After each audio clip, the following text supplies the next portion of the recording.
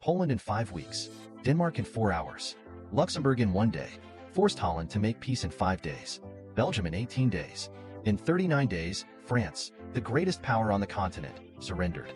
At the beginning of World War II, the reason why the German army swept across Europe with such ferocity, by what is now known as the blitzkrieg, it was actually developed from the infiltration tactics that appeared in the latter part of World War I.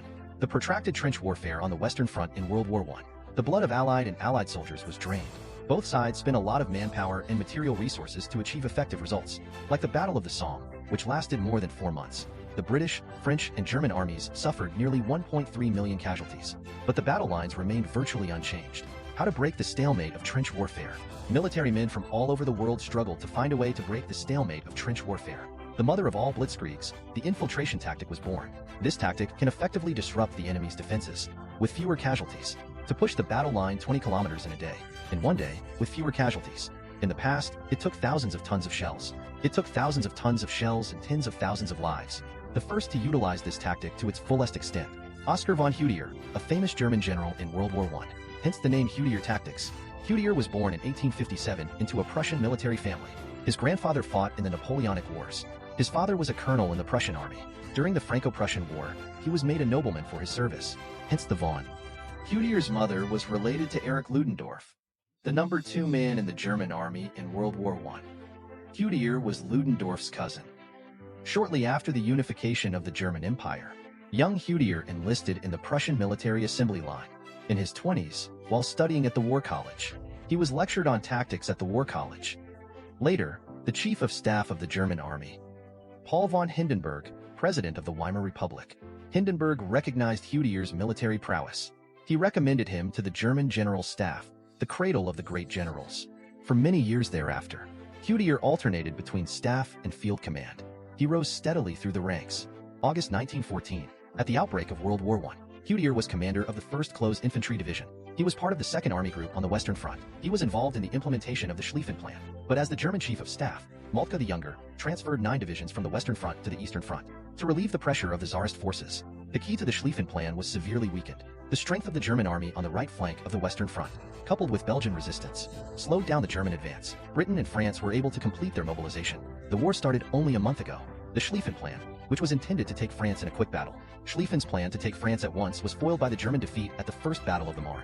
As the Western Front reached a stalemate in trench warfare, Hüdier was transferred to the Eastern Front to command the 21st Army against the Tsars. April 1917. He was promoted to General of Infantry. He became commander of the 8th Army Group. In the meantime, trench warfare on the Western Front had become intolerable. The line stretched for nearly 1,000 kilometers. Dense trenches, barbed wire, and machine gun crossfire. Countless soldiers were falling senselessly from one charge to the next. Both sides are thinking of new tactics to break the stalemate. New tactics to break through the other side's defenses. Lower and middle-ranking officers from different countries who had been fighting on the front line for many years unanimously thought of using artillery fire as cover, using elite squads to tear through the weak points of the opponent's defense, followed by troops to expand the results of the battle. On the German side, represented by the Western Front officers Kelso and Rohr, they formed their own commando units. They achieved good results on a small scale. The Germans began to spread it. The German army began to popularize the Stormtrooper assault unit. Hüdier on the Eastern Front had been following this new infiltration tactic. He was inspired by the Brusilov offensive in which Tsarist Russia crushed Austria-Hungary. He took the infiltration tactic a step further. In September 1917, the Battle of Riga on the Eastern Front was an instant success. Hüdier was ordered to lead the 8th Army to break through the 12th Army's defenses. Riga, an important industrial center. Hüdier had only 60,000 men on his side, 2,000 artillery and 2,000 machine guns. On the Russian side, there were more than 160,000 men, 1,149 guns, 1,943 machine guns. Except for the artillery, the Germans were at an absolute disadvantage, and they were on the offensive. Hüdier was bold enough to use his own understanding of infiltration tactics. First of all, the infantry and the artillery, concentrating the artillery in groups to launch precision shelling at multiple points of relative weakness in the enemy's defenses, using heavy artillery shells mixed with poison gas to suppress the enemy, rather than destroying them. The goal is to. The purpose is to create a curtain of bullets that will slowly advance deeper into the enemy. To cover the advance of the first wave of assault teams, try to prevent the battle from penetrating to the rear. To locate and destroy enemy command and artillery positions. At the same time, the second wave of assault teams, armed with light machine guns, mortars, flamethrowers, and a large number of grenades and shovels, along the narrow lines of the first wave, clearing the remaining enemy fire points, breaking further into the defense line and flanking. At this point, the main group launches a frontal attack. Work with the assault team. Will divide and surround the enemy and annihilate them. This is the essence of infiltration tactics. In fact, the German blitzkrieg in World War II was an upgraded version of this tactic. Manstein, Guderian, and other famous generals studied this tactic in World War I. With his infiltration tactics, Guderian defeated the Tsarist army in just 5 days. The Germans lost 4,200 men in the capture of Riga. The Russians lost over 25,000. It was a staggering exchange ratio for the time. Guderian was awarded the Reich's highest military honor, the Blue Marks. He went on to command the only successful amphibious landing of World War I, Operation Albion, of the Baltic Islands, controlled by the Tsars.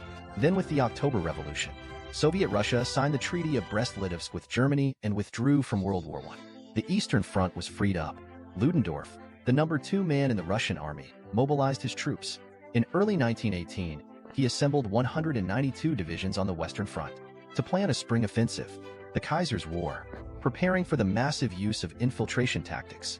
Attempts were made to defeat the Allied forces before the summer and end the war with honor. Guderian was given command of the newly formed 18th Army Group. He was to be one of the spearheads of the offensive when it was launched. March 21st, Battle of the Emperors opens. A hurricane of stormtroopers. The stormtroopers tore through the Allied defenses on a vast front. For the first time in more than 3 years, the Germans have broken the stalemate in trench warfare on the Western Front. The Germans have achieved a great deal. Guderian, commanding the 18th Army, had devastated the British 5th Army. In a few days, they advanced 60 kilometers along the Somme River to Amiens. He captured more than 50,000 enemy soldiers. The Blue Marks Medal with oak leaves was awarded in his honor. The national press praised Guderian's tactical success.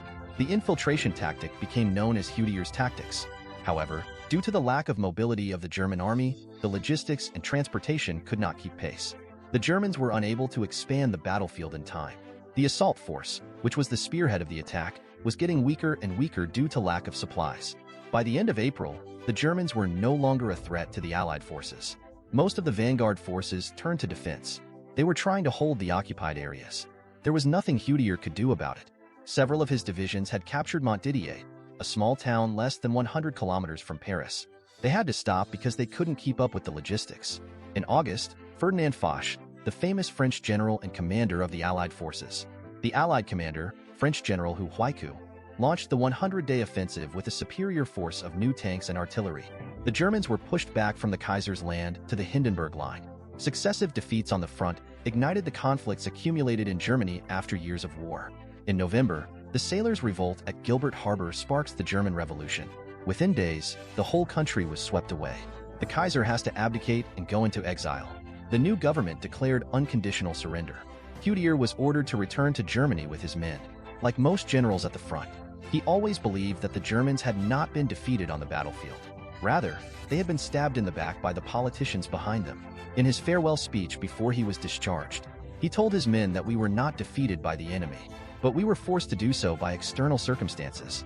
No matter what, we returned to our beloved country with our heads held high, and returned to our beloved country.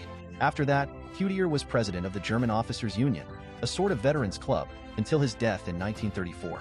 As the first group commander to successfully use infiltration tactics, Guderian provided an important template for the continuation of the tactic. The German mechanized all-service doctrine was based on it. Guderian has a place in military history for this alone. That's all for today. If you like it, please subscribe to my channel. See you soon.